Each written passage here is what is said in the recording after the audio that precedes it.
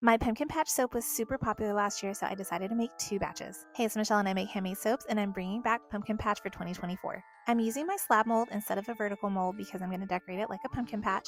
This reddish color is to represent the earth that the pumpkins come from. For this soap, I made melt and pour pumpkin embeds. It just works better for my schedule to be able to make these ahead of time. I did have to glam them up with gold, of course. I made a ton of these little pumpkins because these actually go onto another one of my soaps.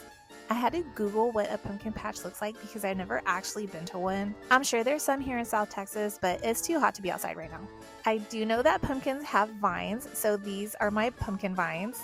I actually love working with soap frosting. I just think it's so much fun. To me, more is more when it comes to soap, so I'm just going to go ahead and freehand a ton of vines on here.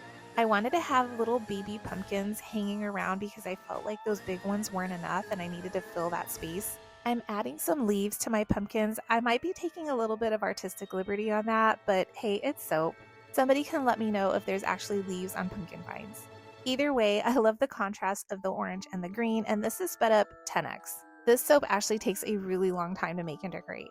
I definitely think it's worth it though. Look how gorgeous. The pumpkin patch has been set, so now it's time to cut. Hey, it's Michelle and I make handmade soaps, and this is Pumpkin Patch 2024. I did make 2 batches this year. I got smart and made them at the same time instead of doing 2 separate batches on 2 different days. Normally for my soaps I use vertical loaf molds, but for this one I needed to use a slab since it's a flat design. Here is the proof that I am trying to use a ruler to measure these out so that they're all even cuts. I even set up my Hercules cutter to do the loaf splitting, and look, I'm measuring. I don't know if my measurements were off or if I was cutting them weird, but I ended up with some bars that were a little bit bigger than others.